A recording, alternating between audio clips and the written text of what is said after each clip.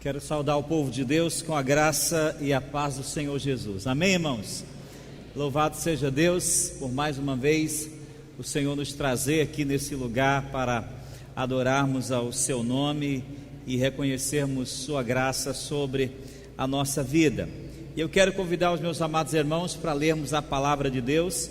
Hoje nós vamos lê-la na carta de Paulo aos Gálatas, Gálatas capítulo 2, apenas um versículo, o versículo 21, Gálatas 2, verso 21. Eu peço-lhes a gentileza de ficar em pé para a leitura da palavra do Senhor. Carta de Paulo aos Gálatas 2, verso 21. Está escrito assim: não anulo a graça de Deus, pois se a justiça vem pela lei, Cristo morreu inutilmente. Vamos ler juntos? Não anulo a graça de Deus, pois se a justiça vem pela lei, Cristo morreu inutilmente. Curve sua cabeça e vamos orar.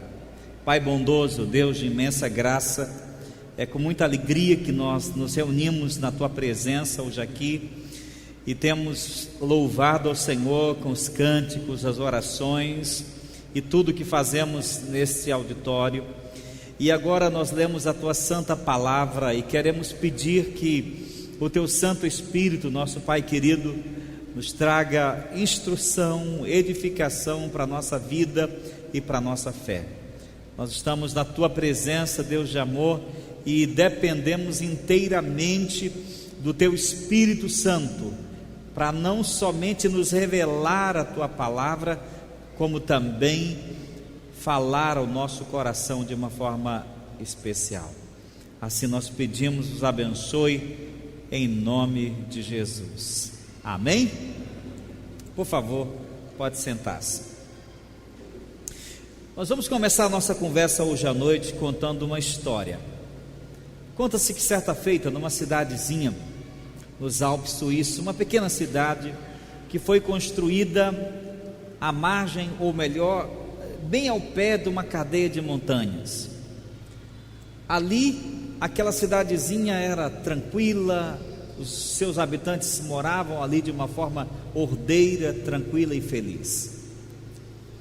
A cidade era abastecida pelas águas que descia do alto daquela cadeia de montanhas. Ali, aquelas águas desciam límpidas, cristalinas e frias. Porque no alto da montanha morava um sujeito. O trabalho dele era um trabalho pago pelos administradores da cidade.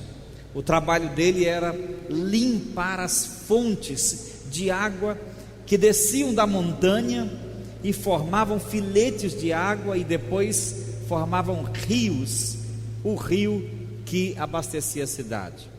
O trabalho dele era ir àquelas fontes e limpá-las de fezes de animais, dos animais selvagens que procuravam se alimentar ou beber. Ele afastava para que as águas saíssem da fonte de uma forma límpida e pura.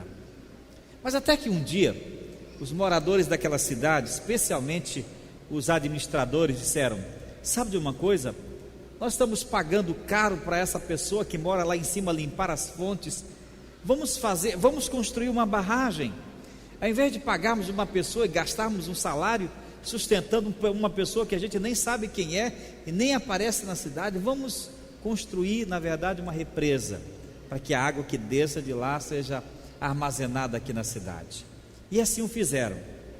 Demitiram o guarda das fontes. Porém, quando eles assim o fizeram, começaram a perceber que a água que descia das montanhas não era mais a mesma. Começou a ter um odor muito forte que invadia a cidade. Um lodo espesso tomou conta daquelas águas e, para piorar, elas vinham contaminadas com fezes, urinas e todo tipo de sujeira. Logo começou-se uma grande epidemia na cidade. As crianças, os homens, as mulheres começaram a adoecer, e alguns chegaram quase à morte, quando perceberam a terrível decisão que haviam tomado: demitir o guarda das fontes. Foi então que, às pressas, eles destruíram aquela barragem e recontrataram, que, ainda bem, aceitou voltar para o seu trabalho de manter as fontes do riacho que nutria a cidade sempre limpas. Eu estou contando essa história para dizer para você que o texto que nós lemos essa noite é o trabalho de um guarda de fontes, é o trabalho de um maravilhoso e fiel guarda das fontes. Eu estou falando do apóstolo Paulo. Ele escreve a carta aos Gálatas para combater uma situação que a igreja estava enfrentando. Era uma igreja gentílica, uma igreja de pessoas não judeus, e que aquela igreja estava vivendo a vontade de Deus, vivendo os planos de Deus. Porém, vieram alguns judeus, líderes judeus, que não tinham assimilado o verdadeiro evangelho e se infiltraram naquela igreja com uma contaminação espiritual do evangelho daqueles irmãos. O que eles diziam? Aqueles líderes judeus começaram a dizer o seguinte: olha, vocês, tudo bem, vocês que são gentios, vocês se tornaram cristãos, ótimo, mas não é o suficiente. Para que Deus aceite vocês, vocês precisam também se tornarem judeus como nós. Em outras palavras, os homens têm que ser circuncidados, têm que guardar os rituais da purificação e uma série de coisas que era típico ou que eram típicas da religião judaica. E quando Paulo, que foi o fundador dessa igreja, soube da situação daquela igreja, do quanto ela outra vez estava tentando viver pelos esforços carnais, tentando ser agradável a Deus através daquela contaminação espiritual, ele escreve a carta. E logo no primeiro capítulo ele diz assim: me admiro muito que vocês estejam passando de modo tão depressa daquele que vos chamou no evangelho da graça para outro evangelho, que não é o evangelho, na verdade é o falso evangelho. Paulo está escrevendo essa carta para dizer: irmãos de Gálatas, irmãos da Galácia, vocês estão bebendo água contaminada. Vocês misturaram o evangelho com a contaminação do judaísmo. Vocês estão correndo sério risco de não só arruinarem a fé de vocês, mas definitivamente se perderem por toda a eternidade. E aí, logo a gente percebe que no capítulo 2 ele trava essa batalha contra os falsos líderes judaizantes e principalmente contra Pedro. Há um episódio interessante que ele narra a respeito de uma situação que aconteceu em Antioquia, na Síria, em relação ao próprio Pedro, o apóstolo, líder dos 12 discípulos, um homem que a igreja confiava. Pedro estava em Antioquia com Paulo e outros irmãos, e quando ele estava em Antioquia, que era uma igreja gentílica, Pedro comia e se vestia e se comportava como um gentil, porque ele sabia que Deus não aceita a pessoa, não é por traços culturais, não é por obras humanas, mas pela graça, através única e exclusivamente da fé. Mas então, ocorre que em certa ocasião, vieram a Antioquia Tiago e outros judeus, líderes verdadeiros, servos de Deus. Mas quando Pedro viu aproximar-se os irmãos de Jerusalém em Antioquia, Pedro se afastou dos irmãos de Antioquia da Síria, que eram gentios. Paulo, quando observou aquela cena, aquele comportamento hipócrita de Pedro, percebendo que ele estava, na verdade, se comportando inadequadamente, chamou a atenção dele da frente de toda a igreja, disse: Pedro, não faça isso. Como é que você, sendo judeu, nesses últimos dias tem vivido como gentil? Agora, só porque chegou esses judeus aí, lá de Jerusalém, você se afasta dos gentios para dizer que você não tem comunhão com eles? O comportamento de Pedro sugeria mais ou menos assim, que para ser salvo é preciso algo mais do que confiar em Cristo. E aí Paulo termina o capítulo 2 com essa afirmação que nós lemos há pouco, de Gálatas 2:21. Ele diz: eu não anulo a graça de Deus, mas se a justiça de Deus vem para uma pessoa, se uma pessoa é aceita pelas obras da lei, então Cristo morreu inutilmente. Irmãos, o que está acontecendo aqui, o perigo que nós vemos aqui é uma situação gravíssima. O que nós vemos aqui é tão sutil e tão maléfico que enganou até o apóstolo Pedro, um homem da estatura espiritual e da dignidade espiritual do grande apóstolo de Cristo. Até ele deixou-se enganar e sugeriu, com aquele comportamento inadequado, de que somente o sacrifício de Cristo não seria suficiente para salvar a gente. O perigo era anular a graça de Deus e principalmente invalidar o sacrifício de Cristo Jesus. Não se tratava de um mero desvio doutrinário ou de uma conduta imoral, se tratava de um problema que estava contaminando o Evangelho, estava contaminando todo o Evangelho e pondo em risco a existência do Evangelho da graça. Hoje nós também corremos o risco.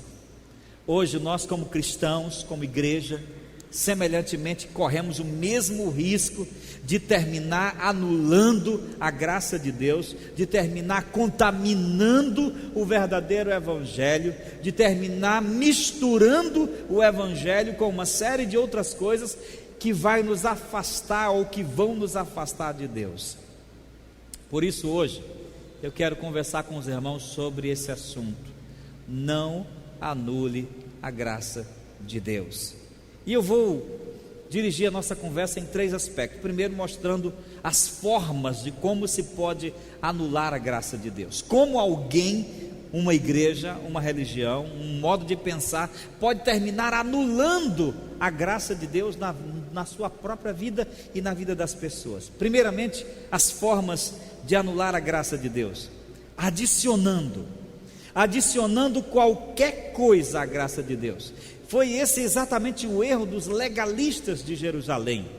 Eles diziam: tudo bem que os gentios se tornem cristãos, mas não é o suficiente. Além de se tornarem cristãos, ou seja, além da fé em Cristo, eles precisam também ser circuncidados, precisam se submeter aos rituais dos judeus, se tornar judeus outra vez. Eles sugeriram que o sacrifício de Jesus não bastava e que a fé não era o único meio de acessar a salvação. Além do sacrifício, precisavam ainda cumprir rituais e regras dos judeus.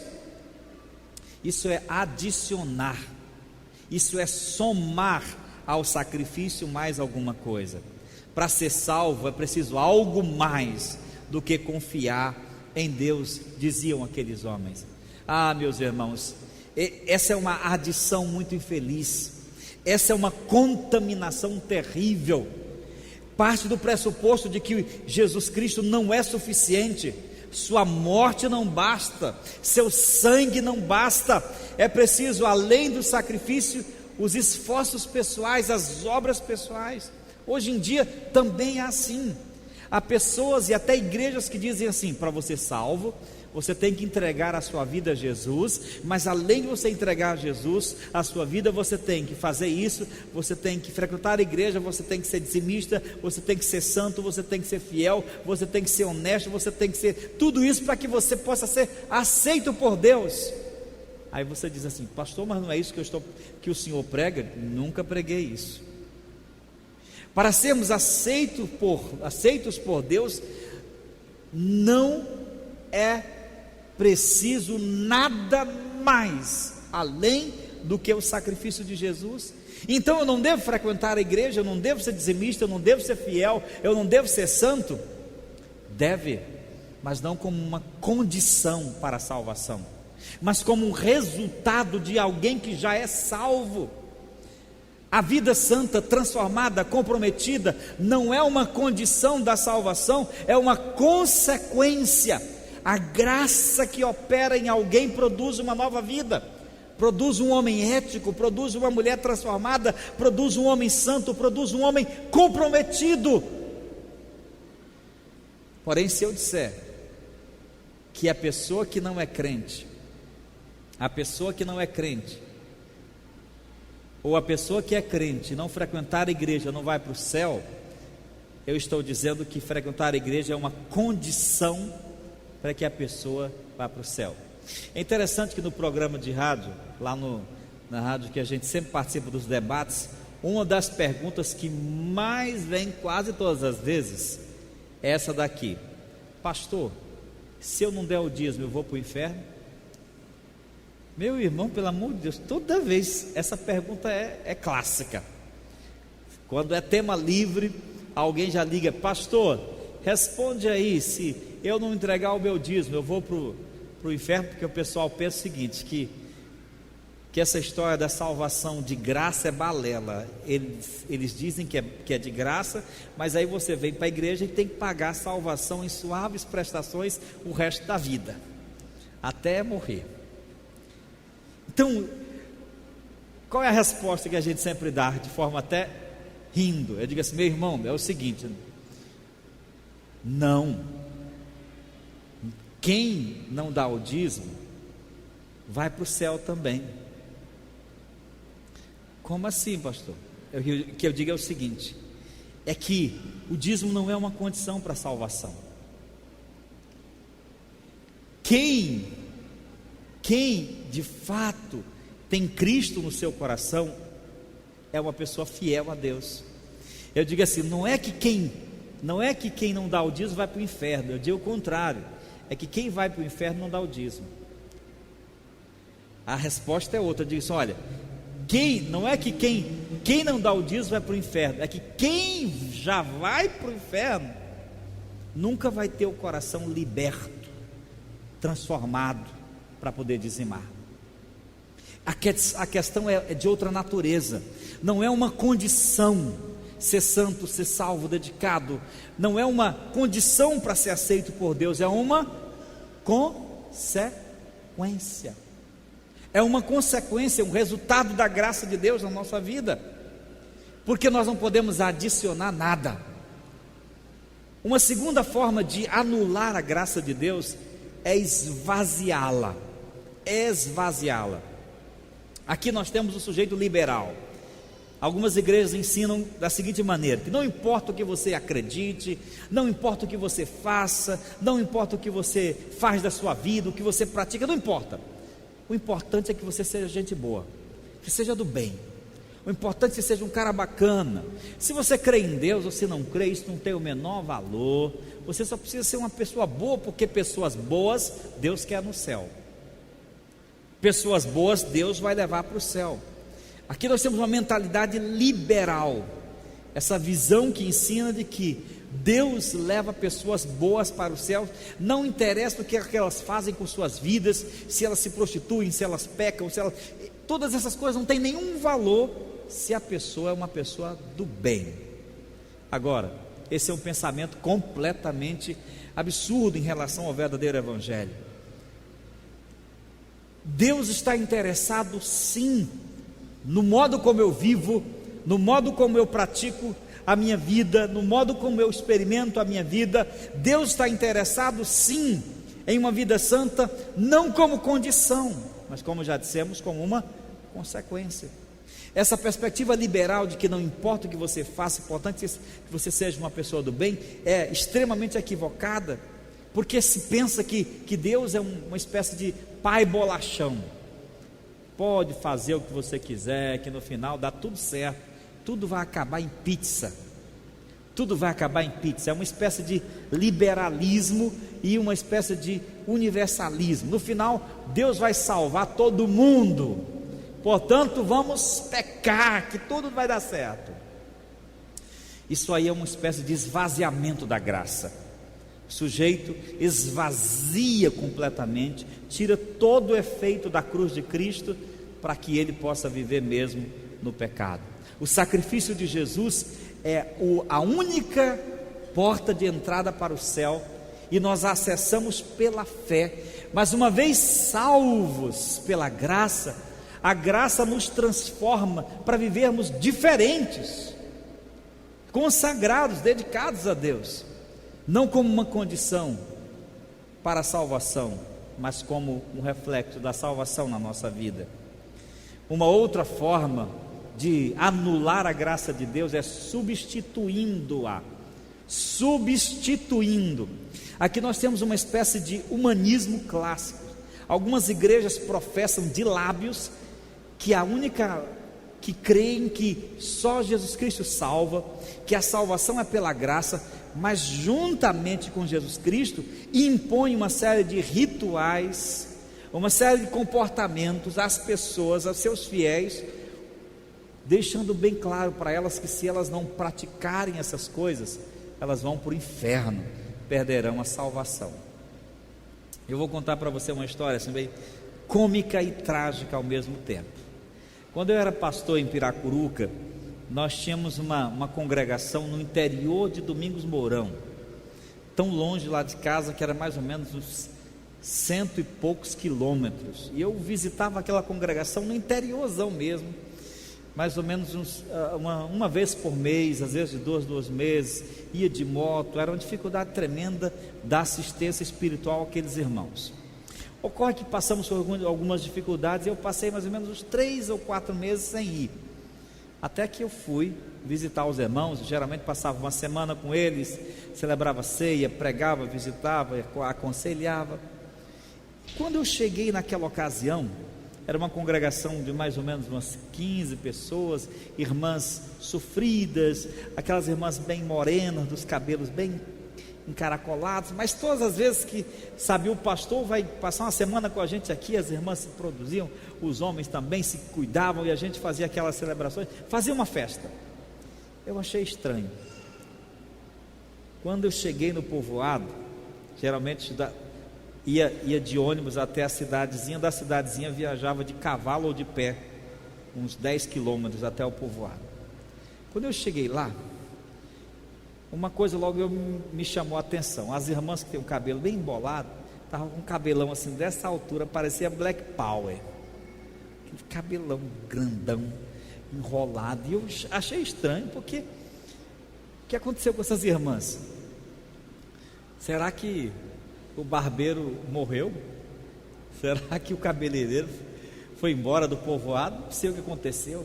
Aquelas unhas maltratadas, aquele visual um pouco descuidado. Mas eu fiquei constrangido de perguntar o que estava acontecendo no povoado. Também não perguntei. Fizemos o culto, realizei a ceia. Quando terminou o culto, alguém da congregação disse: pastor, o senhor já ouviu falar num cidadão chamado irmão Adão? Naquela época, no final da década de 90, surgiu no Brasil um sujeito que se dizia que era bruxo, que tinha se convertido ao evangelho, deu o testemunho dele, gravou, naquela época era em fitas, e espalhou esse veneno por todo o país. E o testemunho era a coisa mais assim, sem pé sem cabeça.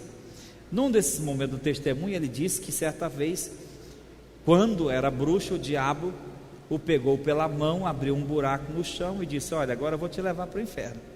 E o levou para o inferno. Chegou lá, começou a passear com ele nos calabouços do inferno, aquela fila de salas do presídio do inferno, e começou a mostrar a cada um. Está vendo esse rapaz aqui? Esse rapaz aqui era músico da igreja, mas um dia ele jogou bola, eu trouxe ele para cá. Está vendo essa moça aqui? Essa moça cantava na igreja, que era uma maravilha, mas um dia ela foi tentada cortar a pontinha do cabelo, eu trouxe para cá. Tá vendo essa moça aqui? Essa moça aqui era diaconisa na igreja dela, mas olha as unhas dela pintadas, trouxe para cá porque pintou as unhas. Aí foi que eu percebi, meu Deus do céu, irmãos. Aí eu fui ouvir aquela fita a noite inteira com aquela igreja e detonar os argumentos dele, mostrando que aquilo não fazia o menor sentido, que tudo não passava do bando de heresias e que estava esvaziando o evangelho, que na verdade a salvação não depende de unha pintada, nem cabelo comprido, nem cabelo longo, exclusivamente do sacrifício de Jesus. Do modo que nós ficamos mais ou menos até as 2 horas da manhã conversando. No outro dia, as irmãs correram para o barbeiro e foi dar um trato do cabelo. Substituir a graça de Deus por méritos humanos, por obras humanas, é esvaziar a cruz de Cristo, é não confiar exclusivamente no sacrifício que salva. Não são nossas obras, o que fazemos ou deixamos de fazer, mas aquilo que já foi feito na cruz. Agora, o pior tipo de anulação da graça de Deus é quando nós negamos plenamente. Aqui nós temos o cético, aquela pessoa que não acredita. Ela diz assim, é aquele sujeito que diz assim: não estou nem aí com essa discussão de vocês, eu não quero nem saber desse negócio de religião, quero viver a minha vida do jeito que eu achar melhor. Para mim o céu é aqui, eu quero enricar, eu quero dinheiro, eu quero sexo, eu quero prazer, eu quero viver a minha boa vida, não interessa, se existir Deus, não estou nem interessado no céu dele, ele pode ficar para ele. É aquele sujeito que nega absolutamente a graça de Deus. Ele vive como se nunca fosse morrer e como se nunca tivesse que prestar contas com Deus. Está enganado. Um dia Deus tomará conta da sua alma e ele terá que prestar contas de toda a sua vida diante de Deus. Essas são algumas formas, meus irmãos, de como nós podemos anular a graça de Deus. Agora, qual é o grande perigo de anular a graça de Deus? O grande perigo de anular a graça de Deus é invalidar.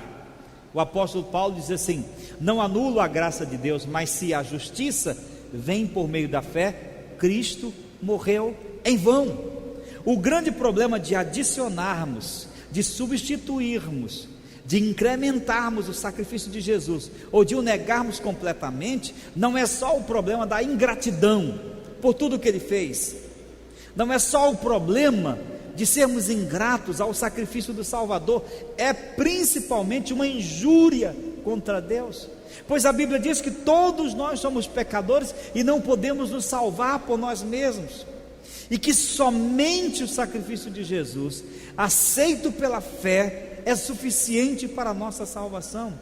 Que se nós pudéssemos nos salvar, se tivéssemos obras o suficiente para nos salvar, Cristo não teria morrido. Paulo diz: pois pela graça sois salvos. Leia comigo, vamos lá?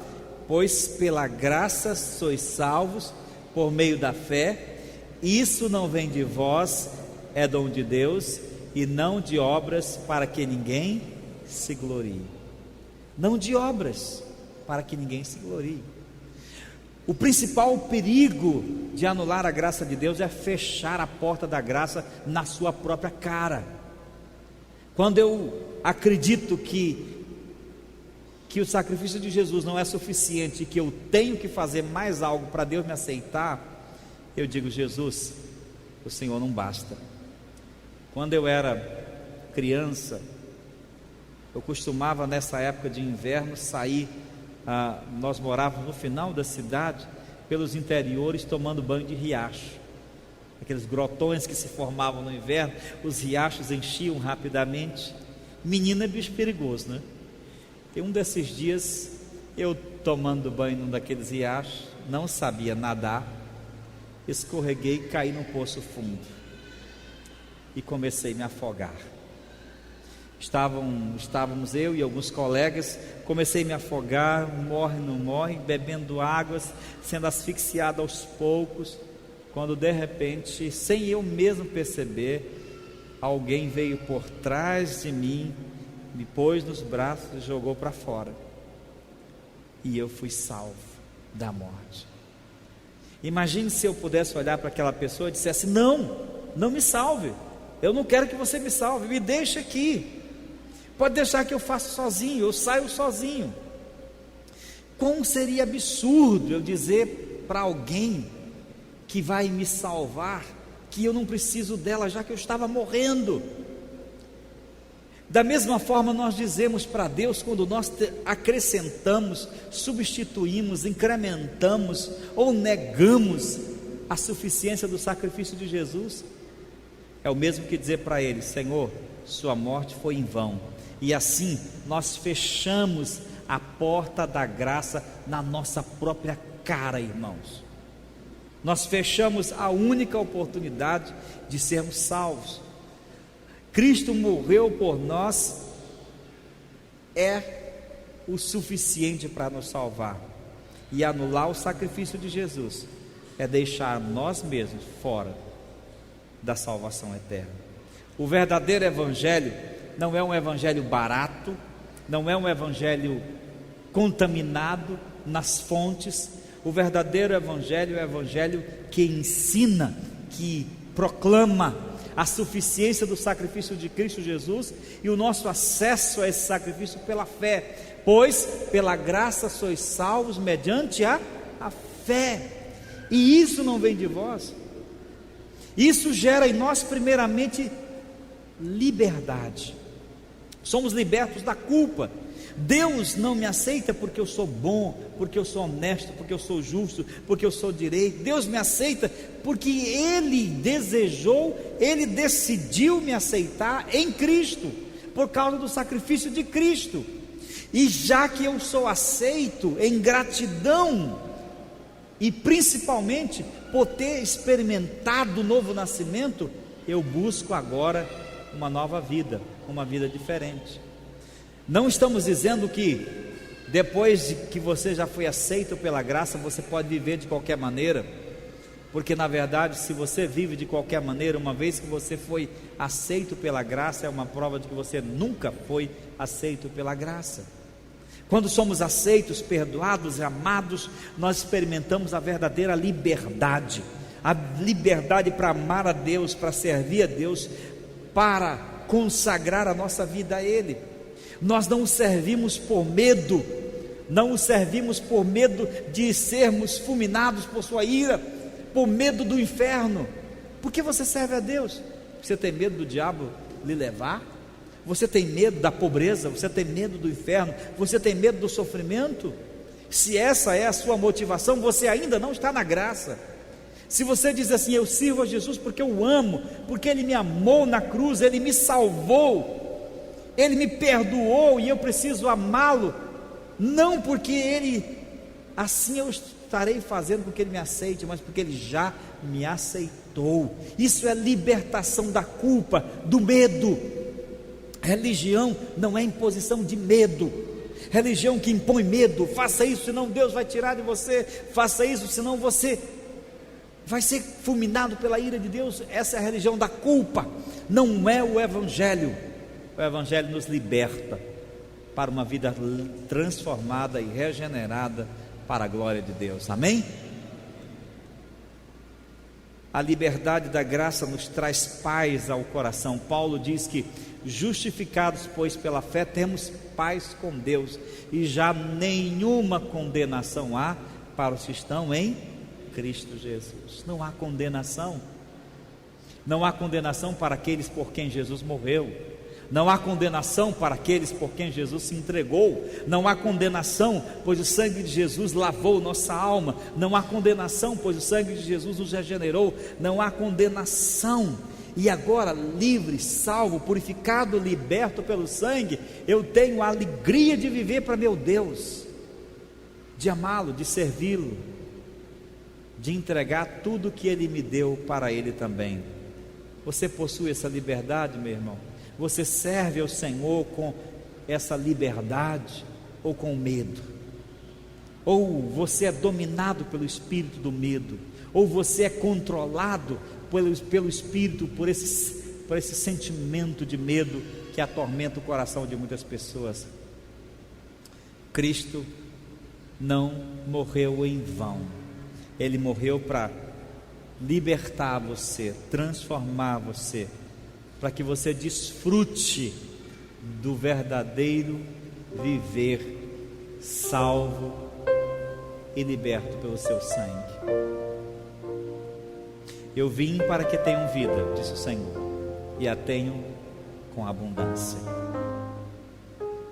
A graça que nos aceita é a graça que nos transforma, é a graça que nos põe de pé, é a graça que nos ensina a viver de modo transformado para a glória de Deus. Nem por um momento aceite que as fontes do verdadeiro evangelho sejam contaminadas. Nem por um momento permita que o diabo diga: você não vai para o céu porque você não tem feito o que você deve fazer. Você responde assim: eu vou para o céu não porque eu não tenho feito o que eu não tenho feito. Eu vou para o céu porque o meu Senhor já fez tudo por mim na cruz, e agora livre eu vou fazer o que eu tenho que fazer para Ele. Nem por um momento duvide de que você seja um filho de Deus, se você de fato já experimentou o perdão de Deus na sua vida. Nem por um momento permita que o diabo lance dúvidas sobre a sua cabeça, porque Ele te salvou na cruz. E quando nós olhamos para aquela cruz, as mãos ensanguentadas do nosso Mestre, sua alma entregue por nós, nós dizemos: obrigado, Senhor, e eu não posso te dar outra coisa a não ser a minha gratidão e uma vida transformada. Viva como um filho de Deus, aceito, perdoado, liberto, transformado. Experimente todos os dias o poder da graça que te aceita, não pelo que você tem, não pelo que você faz, não pelo que você é, mas que te aceita por aquilo que Deus é e por aquilo que Deus fez na cruz. Ela é suficiente para te abraçar, te perdoar, te dar vida nova. Ore comigo agora. Senhor Jesus, nós nos gloriamos na cruz de Cristo. Nós nos gloriamos naquele sacrifício que nos trouxe a paz. Nós nos gloriamos naquela obra extraordinária que nos deu vitória. Senhor, não permita que nós contaminemos, que aceitemos que o mundo contamine o Teu Evangelho verdadeiro, mas que nos refugiemos a cada dia naquela cruz que nos trouxe salvação, que nos trouxe libertação, que nos liberta da culpa, do medo.